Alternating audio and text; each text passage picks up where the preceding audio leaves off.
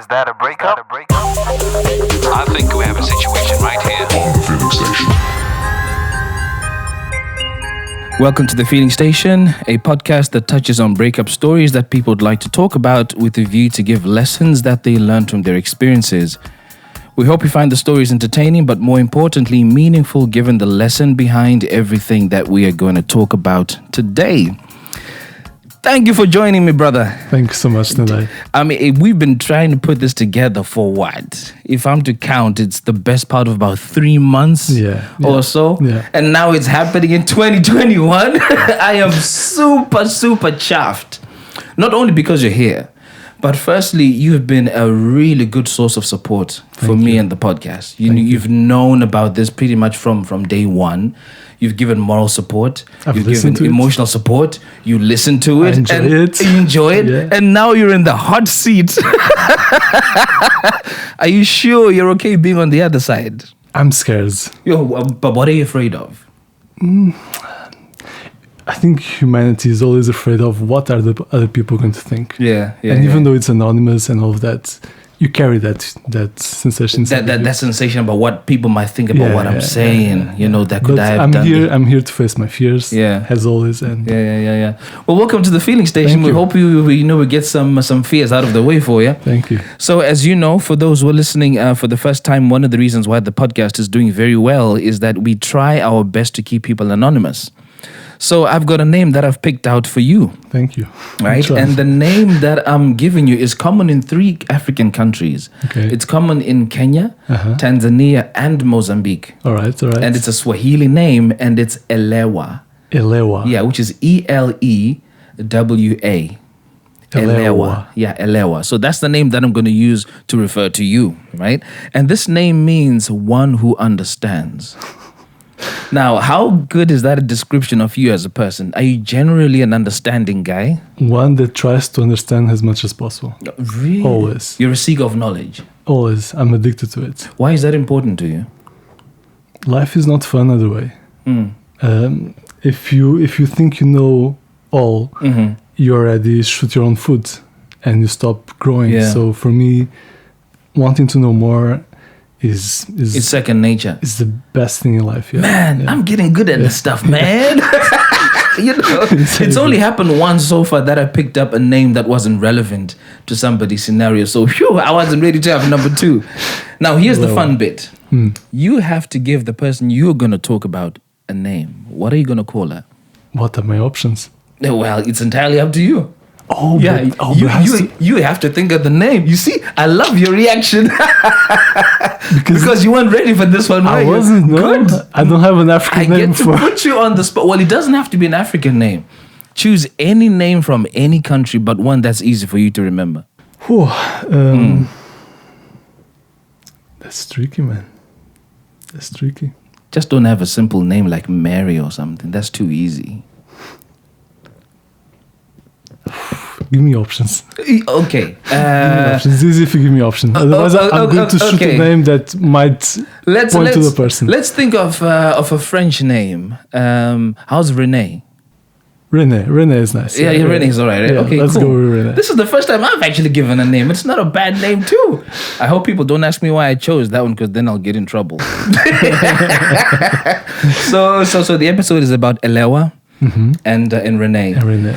And the second reason why these episodes are doing very well is there are some real life lessons for people to pick up. So what is it that people are going to learn from the experience you're going to talk about today? It could be one lesson, it could be 2, 3, it could be whatever. What lessons would you like people to learn? I gave some thought to this because we are going to be talking a story of 10 years. 10 years? 10 years of relationship. And 10 years of a relationship? Yeah. Wow. 8 marrieds and 2 boyfriend, girlfriend. Ooh. And in all that time, you pick up many lessons. So I had to try. It's a really long time to pick up a lot, isn't it? Yeah. So I tried to shorten to 3. Okay. And the 3 that I chose, the first one is always try to put yourself in the other shoes. Because you always have this notion of assessing the world in front of you through your own eyes. Of course. And you're missing half of the story. I mean, they say that we see the world as we are, not as it is. Exactly. Isn't it? Exactly. Okay, so first that- one is always put yourself in somebody else's shoes. try Good. in every situation. The second one, it might make sense later on as we finish, is a village saying which says, cows don't give milk. We'll come back to that. That is deep. I like that. So I'm just leaving it as like cows don't give milk. Cows don't Rah! give milk. Okay. Okay. And I mean, but they do give milk though. we'll go to that. Okay, cool. Okay, cows don't give milk. I Cows like don't that. give milk. Good. And the last one is know when to stop. Okay. Those And, are- and what are we talking about specifically? Know when to stop in terms of what? In terms of the relationship? In terms- of trying? in terms of all of that, you have to set limits, Yeah. because the moment you stop setting limits, you open the boundaries to lose yourself Right. and make the relationship not a healthy one. Okay, good. Let's get straight into it then. So, tell me the story of Elewa and Renee. These two were very young. Mm. They're very young, in their 20s. And 20s, are we talking early 20s, early mid 20s? 20s. Early 20s, okay. Yeah. We got married, I was 23, she was 24. Okay, an older woman. Yes. Okay. I always loved older women. What's the attraction to older women for you? Because they are, women by default are more mature than men. Apparently. By default. But by default, how? Biologically, psychologically? Both. They have to deal Really? with things that men never have to experience. Menstruation, Oh, yeah. being careful that other people are not going to assault them. Yeah. Boys growing up don't have that. So yeah. they mature naturally, By must default, okay. by yeah. default. And if you have someone that's 1-2 years, I've dated someone who was 20 years older. But What? Wait a minute. Did you say 20 years Another- older? another story. But if you date someone who is older, Yeah. you learn a lot. Okay. You learn a lot. And you are with someone that will make the relationship more successful than someone same age or younger. Interesting. I couldn't date someone younger. Wow. Yeah. That's amazing. Yeah. Okay. Yeah, so she was my senior in university, and she was this girl that she walks down the corridor and everyone looks at her. She was gorgeous, pretty much. She's gorgeous. Wow. And I'm from Portugal. I think I can say that. Mm-hmm. I'm from Portugal, and in Portugal, you have people from every look possible, from the whitest and blue-eyed to the darkest from Africa. And she was intriguing because she looked like someone came from Ukraine and planted her genes in some village out in the back. Yeah. So she had this intriguing beauty about her. Yeah. And me at the time, early 20s, I never thought of myself as something like a big deal. Yeah. And I would see her walking down the corridor and thinking, oh, this is too much sand for my truck. You're like, this is way beyond me, yeah. And I would like smile at her and she'd smile back? And she'd smile back. Oh, yeah, okay. But out of my knowledge that one day she would be interested in me, right? And at the time, so I was studying far away from home in Portugal, and I had a girlfriend in my hometown. Okay. And we were dating for 2 years. Long distance is really hard, and again, you have to set limits of course how much you are willing to endure, and things didn't work out. So 2 years after starting uni, I was single. Apparently she was single, but I didn't know anything about that. Okay. And I started getting messages on my phone, on my mobile, from random numbers. How? Back in the day, you used to have all the students' phone numbers on the wall in each room. Really? Yeah. So imagine someone is missing, or someone's falling ill and no one knows about it, the teacher had a way to. Then you just go into like the notice board. Then you. Yeah. So. Geez, that's crazy. We would never do that nowadays, No, man. of course not. Like no way. Yeah. Different problems or different awareness at the time, right? So apparently she managed to get my phone number from the wall. But interestingly enough, did she know your name? She'd have needed to know your name, though. She knew my name. Like okay. the school, the university was small. Okay. And we would bump into each other. Oh, okay, okay. Right. All the classes. So she probably went one day to the one I had classes in, saw the name, saw the number, and then she had the smartness of sharing that number through all her friends and family. And she would send a message that she wanted each one of them to send back to me. Right? Interesting, yeah. So one night I'm at home, I go to my dorm, and I get a number. Hi, I think you're really cute and interesting, and I would like to know more about you. And I'm looking at this number. I don't have any idea who this is. And I'm thinking, is this girl from the other faculty that I danced last night? Is it? And my mind is chasing every possible scenario. And I'm an overthinker, so I'm going crazy here, right? and then the next day is another different number and another different number and another different number, and I'm really losing it. I'm looking around, paranoid. Who is this? Who is this girl? And all of these messages are completely different. They're saying different stuff from the different numbers. The person that comes across on the messages is the same. I can see how they text, how she texts, and she's smart and she's funny, and I'm kind of liking this person that I don't know what she looks like on the message, right? I wonder why she did it like that. It's very interesting. I don't know. Maybe teasing. I don't know. So were you replying to these messages? I was replying to these different phone numbers, right? Yeah. That later I found out was relatives and friends and shit around. Yeah. And I was very dumb in the sense that you might see myself as being clever and understanding. At the time, you could show me number 8 in front of me, and I was is that 2 3s? Okay, I wouldn't. Yeah. Okay. Yeah, I was young, right? Yeah. And one day, I, after many teasing and textings, I said to her, "Would you like to watch a movie one day at my place or at your place?" And she says, "Yes, I'd love to." And she texts me, "Come to my apartment," and signs under a name, let's say Maria, right?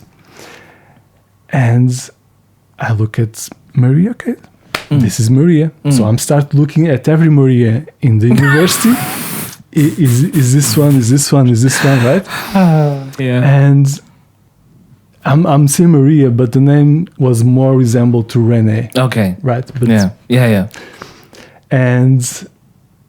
And so we sort out the day and the time I was going to come, and I show up there, and Renee comes to the door, and I'm like, is Maria inside? Yeah. And she says, she's feeling a bit sick. She's on the room because she had a friend. She was living with other female friends, and one of the friends was actually sick. Oh, on her room, and her name was Maria. Oh, right? Yeah. So, and at school, there was a Maria, friend of her, that would burst out smiling awkwardly whenever cross with myself on the corridor. Yeah, okay. And she wasn't as beautiful as Renee, but I thought, this is Maria. Right? I never thought of Renee. I thought, I'm going to see this Maria. Yes.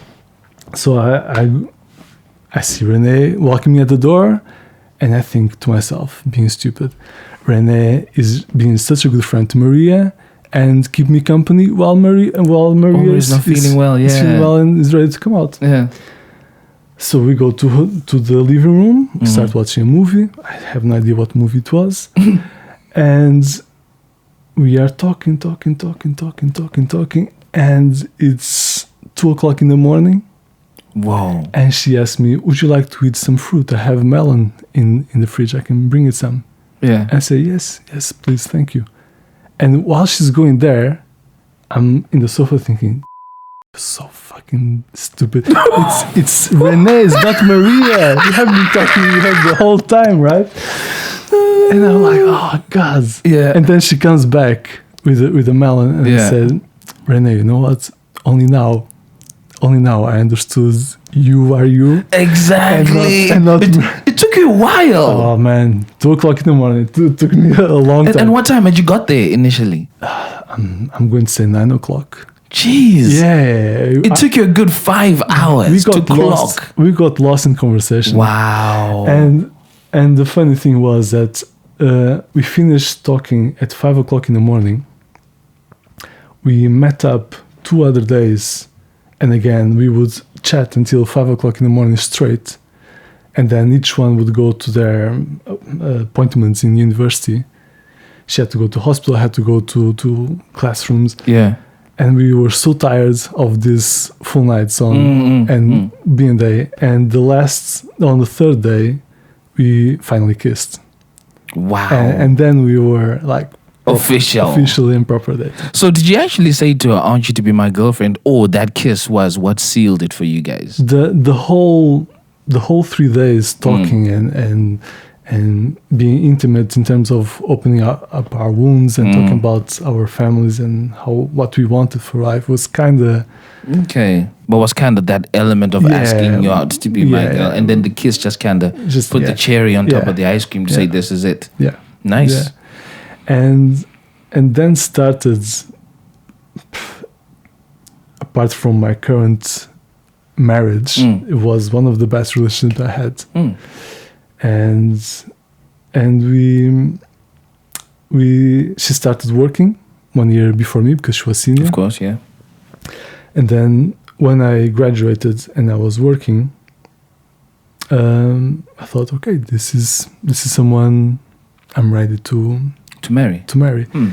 Before that, there was one episode in school that really nailed to me that this was I wouldn't need to look after anyone else.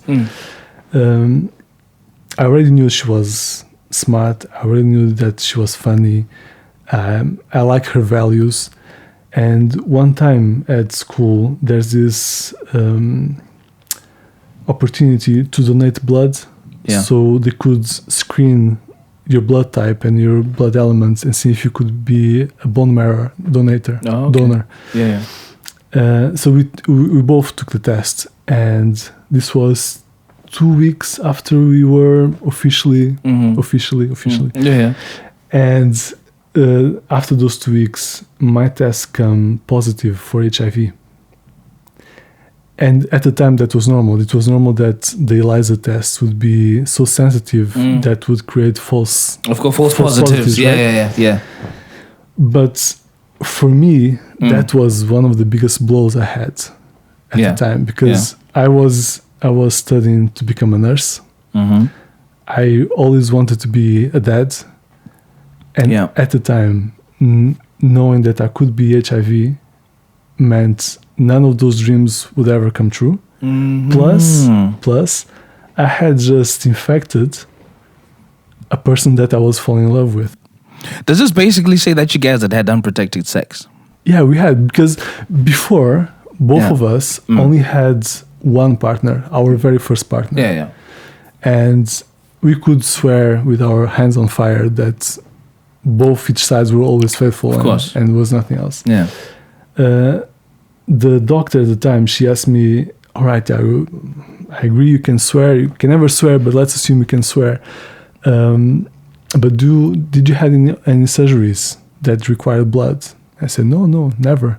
And you know if your previous partner did? I said, I don't know. So there was a possible... there was a possibility that maybe something happened somewhere. Happened that wasn't... But that must have been a real shock to your system, though. It was. You know? And I was really struggling with the fact that I had now involved someone... Yes, as someone else, yeah. And destroyed her life as well, right? So I got this really heartbreaking news, and I sat her down and said that to her, and she takes some time, looks me in the eye, and said, Elewa, don't worry. If you have it, I have it. We just make our life happy, and we move on. That is deep. And I was like, wow, she's a strong person to take such a heavy news, right? That is deep, yeah.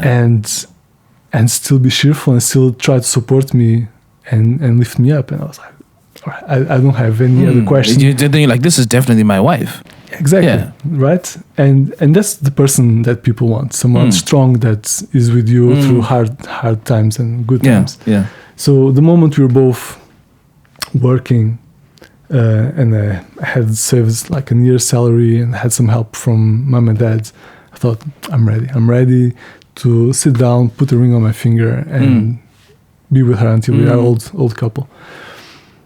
And I think that's the way most people start when they get married. They don't think about, I'm going to break up with her tomorrow. No. And we lived a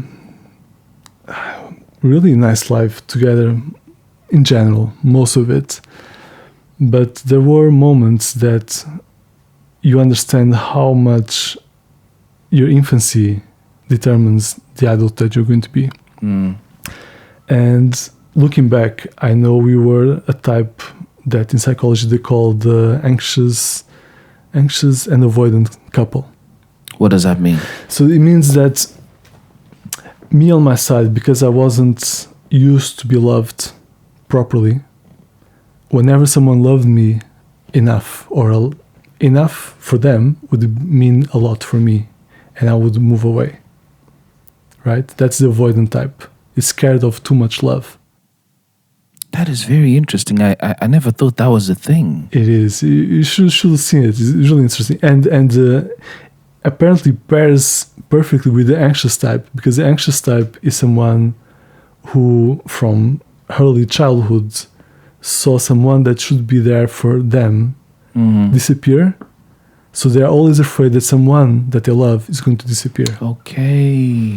And they have that anxiety inside of them. Because they're kind of expecting the worst to happen even before it has even happened.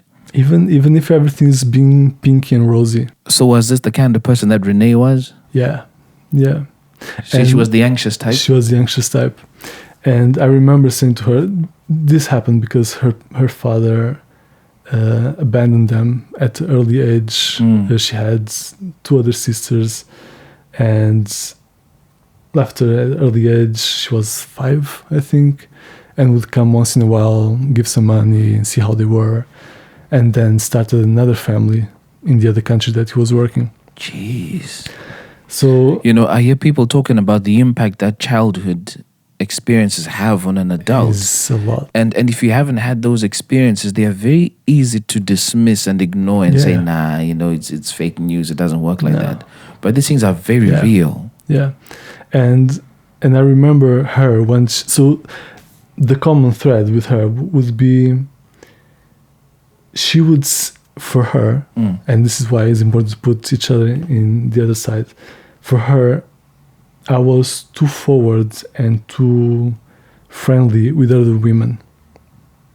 And she was afraid that I was going to disappear with other women. Of course. Because that's what her father did.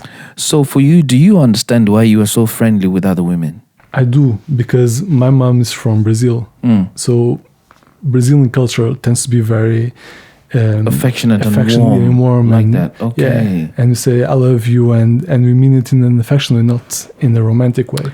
Right. So you were just exhibiting what comes naturally to you. For me. But for Renee, that was a red flag because she's thinking, oh man, you're this one person I'm really into, and it's putting the foot in the other pond, right? Jeez. And I remember saying to her, I cannot be blamed by what your dad did, and there's so much I can take from this type of paranoia and accusation and all of that.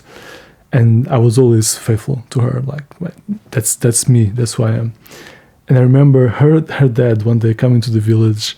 I think this was a year before we got married, to get to know me, right? and she's sitting on the back. I'm sitting on the sides, and he asked me, "So what do you want for my daughter?" For my daughter, yeah. And I said to him straight on. I said to him, "Not to be like you." What? And he smiled a bit, like this cheeky bastard. He smiled a bit, but he was happy with the answer because What? Jeez. that's what he wanted.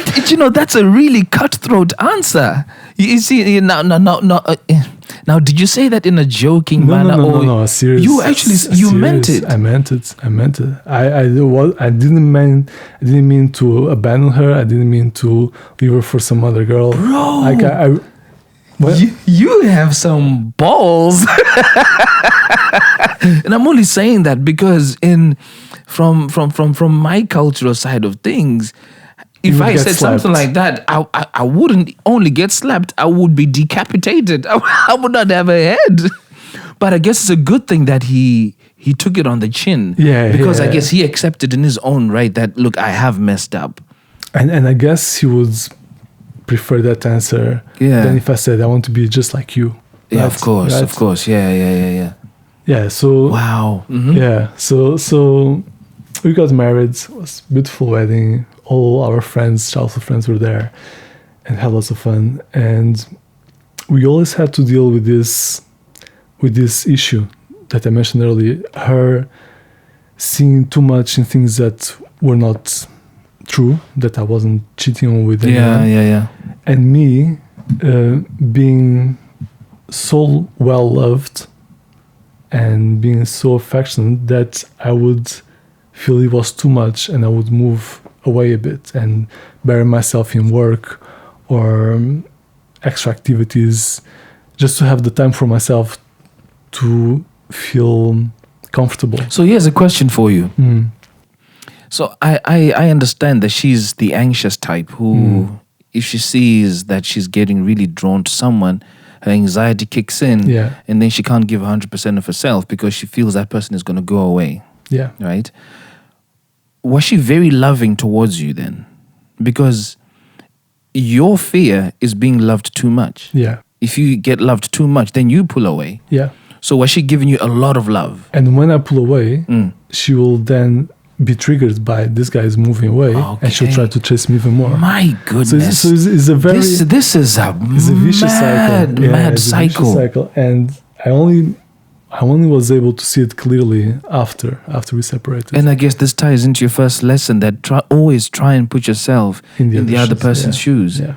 But I guess you couldn't put yourselves in those shoes because you hadn't seen that world, had you? You need hurt, you need counseling, you need all of that trauma to be mature enough to see it. Wow. Yeah. So apart from that, our relationship was perfect. Yeah. We were loving. We had a great time. We traveled from our country to this country, and then we traveled to another country. And we did all these things together, and like we were always like a really nice team. Apart from that, it was a lovely team. And one of the things we wanted was to have children. I knew I wanted to be a dad back when I was 19. Yeah. And she also wanted, right? And as life goes on, we end up having this problem of her thinking that I'm cheating with someone, resurfacing, and I'm getting tired of it. And one time I'm taking a shower, and I left my computer with Facebook on. Yeah. Facebook on. Yeah. And at the time we were in our second university, taking our second degree. And I was helping a friend here from England that was a bachata teacher. And she was very, very pretty. And she danced really well. And she was going through love issues, love trouble. So what sort of help were you giving? Just counseling. I was just counseling, not in a professional way. I was just saying to her, listen, don't follow on this guy's trap. He's just playing with you, and you have to value yourself. Just friendship, right? With other women, it was always friendship. But she was in such a need of someone to help her that, and this is where I did wrong, I would say goodbye to Renee and let her go and sleep alone. And I would stay helping this friend up to midnight, 1 o'clock in the morning on Facebook talking, right? How confident are you that this friend didn't like you? I'm fairly confident because of the way we talked with each other, and because she always had people around her that wanted to be with her, and I was married, so... But she wasn't with those people. She wasn't, but I was married, and the way that I present myself as a friend, a married friend, wouldn't give her space, I think. But I like to think. You see, but maybe that was the attraction. Hello. Maybe. When you think about it, so you've just described her as being very attractive. She was. So guys obviously see that she's attractive, and guys are giving her all this attention. But if she's the committed type, who knows what she wants, she would say no to these people because she knows that Elewa has given her that attention that she's after. Maybe. You know, people admire from a distance. Maybe. And people admire security. People admire stability. You have a point there. And she's seeing all of this stuff in your situation. Yeah. And then you're putting Renee on the side for a little bit, you're kissing her goodnight and then going over to spend time with this one. I was, and that's the point that I give her a reason to be upset, because in all fairness, if it was the opposite, perhaps I would also start doubting. Yeah. Is there something else or not? So did Renee see this chat on Facebook? So I'm taking a shower. I'll leave my computer on because I have nothing to hide, and Renee goes to my computer, scrolls through all the messages. How long was your shower? You took a long shower. My wife will say now that's really. Yeah. Wow. I like to meditate under the falling water. Wow. Okay. Yeah. So she goes quickly through all the messages, trying to pick up any infidelity trace or anything like that, and she comes empty-handed. But for her, the way I was being friendly was already over the top for her. Yeah. For her values. And I come out the shower, she has this "I'm going to kill you" face that women have when they think you messed up, right? And I'm like, what happened? And she says, I just seen all your messages with her. And for me, that was a really big blow, because there's something I value above everything in a relationship. Trust. Yeah. And if you don't have trust, how can you think about raising a family? How you can be together? You can't, right? Yeah. I was furious, and we really had a heated argument about that. So what were you furious about? About her not trusting me, and about her going behind my back and check things without my consent. So here's a question for you. What had you done to reassure her? At the time, nothing. At the time, I took on my bicycle and ran out of the house and did as much exercise to take the steam away, because I was properly angry. And when I came back home, and I remember after this bicycle ride, stopped at the lake, took my ring out. I was looking at it and thinking, what now? Wow. What now? Are we going forward? Am I able to go forward? And I go back home, she's crying, I'm crying. And I said to her, listen, this cannot happen again. This is not healthy. It's not the way I imagine our relationship to be. And I will never lose my temper with you, but I also want you to promise me that you're not going to do this ever again. Yeah. Right? And I really made this clear that I was really at the verge of breaking at the time, 4-year marriage, but I wouldn't until using all the resources possible. And I said to her, once we would be back to London to work, we should see a therapist and we should do some counseling, because I wanted to work on that. And so we did. We came to London, we saw a therapist, and it was lovely to learn so many things I was doing wrong. Like she would, I remember one example the therapist said, and I always hold it with me, that was Renee say something, right? Elewa, tell me what Renee just said. And Elewa will say, oh, she just accused me of doing this and this and this and this and this. And then she would stop me and said, all right, try again and tell me word by word what Renee said. And I would then sit and repeat word by word of what she said and give her a chance to explain what those words meant and understand that had nothing to do with my interpretation. Oh, interesting. And that was the put yourself in the other shoes and have a better communication. Interesting. So we gave our best, and we went through counseling. It was really helpful, and I advise anyone going through hardships to go through therapy, even if it's just for yourself. Even if you cannot salvage the relationship, just for yourself, because you come out a better person out of it. And I thought, okay, after this, we can surfer the waves better, we can go through the storms easily, and we won't have to deal with this type of thing that happened last spring. And fast forward another 4 years, this anxious avoidant dynamic keeps happening once in a while, and at this time I'm giving dance classes in this other country that we're living in. I'm helping a friend teaching forró, which is a Brazilian dance. I'm helping other students learn kizomba, which is an Angolan dance. And dancing, again, because of the proximity, is very intimate, especially those kind of dances as well, isn't it? But for me, I know they can seem so, but for me, culturally, you can dance like that with your sister and with your mother. Because it's cultural. Because it's cultural, for you, right? You can be that but close. But for her, it's different because it's a different culture altogether, right?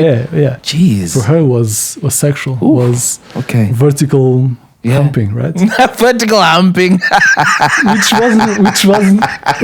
wasn't for me, right? And we struggle with that. That's hilarious. So she's feeling anxious. Yeah, rightfully so. I understand now why. And I'm getting avoidant and putting myself, giving more classes than I should, and spending more time with the students. And she's getting even worse. So the cycle is getting even more intense.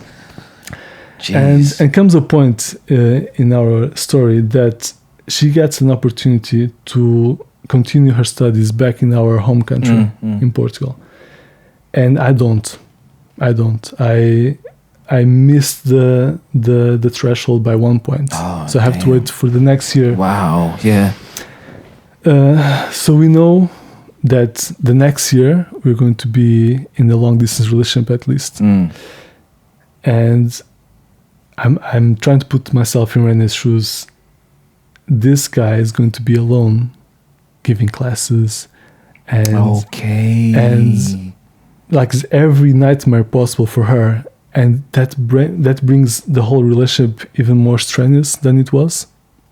So when we are together during summer, before I have to go back to Budapest, I thought we are going to be together. We're going to enjoy this time that we have before each one has to hold for a year the relationship. It's fight after fight after fight every day, and I'm not seeing why, right? And there's this girl from the dance classes, one of the students that I was, again, friendly, and she was Brazilian, so we were very warm with each other in a non-romantic way. Yeah. And she felt threatened by her because she would be in Budapest with me while she was in Portugal. Yikes. So I'm taking a call and booking more shifts to work here in London. And I see her going from her iPad to my computer, and I'm at the phone with this agency thinking, damn, is she doing the very same thing that we promised not to do? Yeah. So I finished the call, put the phone down, and she has the same look. She has the same look that she had 4 years before. And I'm like, fuck. Here we are again. And And at this time, we were trying to have kids. We were trying to have a child because it was part of our plans, approaching the final years of uni. And we can't have, like, we're trying for a year or so and nothing happens. And I'm thinking, my computer becomes like a supercomputer at this point. I'm thinking every possible scenario, what's happening, what's the best for her happiness, what's the best for my happiness. And I'm thinking, this is a more conservative woman that I love and I've been friends with for a big part of my life. She's moving to another country. She's unhappy with us and has been unhappy with us for many years. I cannot change who I am. I don't want her to go through this again in the future. And plus, I'm possibly sterile because we have been trying, nothing happened. And nothing is happening. And she was regular and everything was fine with her echoes. So I'm thinking, you have to stop this. It's time. And especially when a woman is in her 30s, she was 32, 33. She's really starting to think about. You shouldn't play. Yeah. You shouldn't play at all with anyone, right? But with a woman in that age, you shouldn't at all. And I thought, this is not good. It's not good for her. It's not good for me. I'm better off stop it and let her be in a different environment with new friends. Find someone that complements her better than I do, and let her be happy. And I'll sort myself out. Yo, that was very selfless of you. This happened when we were talking about what had happened that day, the next day. And I saw a little girl on the park playing in front of us, right? And this little girl had the same curvy hair that she used to have when she was a child. And I'm just seeing this happy little Renee playing and thinking, little Renee inside of Renee is not happy. And I wanted to be happy. Bro, that is very selfless of you, man. Wasn't selfless. I was also thinking about my own happiness. But I knew that going forward, we would just be continuing the same cycle. And it wouldn't be good for her, it wouldn't be good for me, it wouldn't be good for the children, even if we had them. So I broke with her then at the park, and she was possessed because she wasn't expecting that to happen, and she didn't want that to happen. And there was a lot of hurt. My family helped as much as they could. I think the only part of me that hasn't healed properly is the hurt that I feel of missing her own family, because it have nothing to do with what happened, and they are lovely. Of course, and you have to cut ties with them as well. Of course, right? Yeah. So we separated 4 months after that, and the hardest bit was to as the one who breaks up, but always has been her own friend, to make sure that the best thing you can do is stop communicating with this person. Because if you try to rekindle just a friendship, you're basically torturing this person absolutely further, and that's absolutely not fair. That's not fair. So yeah, that's a really difficult thing for any woman to accept. You know, the fact that so someone, especially in her position, because remember, she already suffers from this anxiety disorder. Yeah. You know, for her, this is coming to life. It's becoming a reality. True. It's becoming true. Her fears, yeah. And then dealing with that, and you thinking about her dealing with that, probably messed up with your mind as well. A lot. So, I was thinking, how is she coping? I want to hug her. I want to talk with her. But you also know that you can't do that because you're going to be... I can't. How did you deal with that psychologically? Have you dealt with that psychologically? I have. Because that's a huge grey cloud to have hanging over you. I have. I shortly after the divorce, I did some therapy again, just to help me out through that phase, and was really important. And one of the advices they gave, which helped a lot, was to keep a journal. And I've just read some of the pages of what I wrote in that journal. Yesterday, and it's surprising how much order you make of the storm inside your mind when you write it down. And through writing down the low moments, the happy moments, sending letters that will never reach her, but just for your sake of putting it out, your feelings, brings you so much peace and brings so much clarity as well. Wow. I've been told about that method and I've used it once. It's good.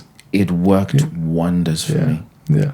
And I would encourage anybody listening to this to do the same. Yeah. You know, that if you have something that is weighing very heavily on you, you write it down. Write it down. Yeah.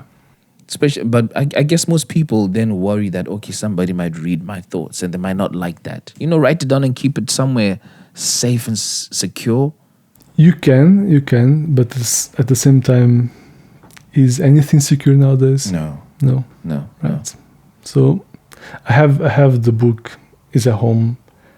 My wife is around it. I trust that she's not going to read all of it. Yeah. And if she does, it's nothing. It's in the past. She's not going to find nothing that she doesn't know. She doesn't know of already. Yeah. So I have nothing to hide. Yeah. So about that cow that doesn't give milk. So the cow doesn't give milk. You have to take it every morning, 5 a.m. Oh, right. Yeah. She's not going to give it to you. And the lesson there is that whilst you're fighting, you have to give your best. You have to try every corner before calling it out. Yeah, of course. Now I see what that means. Yeah. Always put in the effort to get out as much as you can. Counseling, thinking about the relationship, trying to approach together. Yeah. Always. Wow, man. Thank you very much, Elewa, for this incredible story. And just to run the lessons back for those who are listening to this episode, first one up was always try to put yourself first. I read that wrong.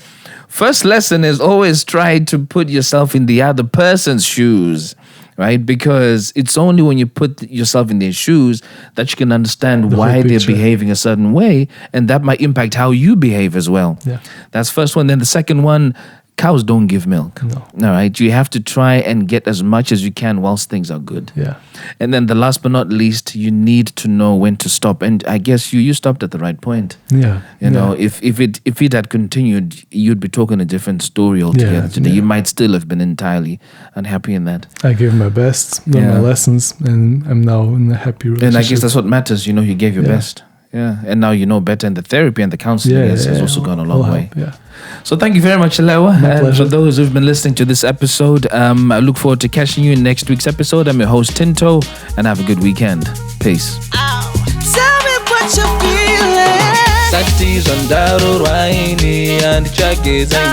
Tell me what you're feeling. Now that it's over. Let me talk about my feelings. Yeah. Urudoi motoru noto kujidziro amai.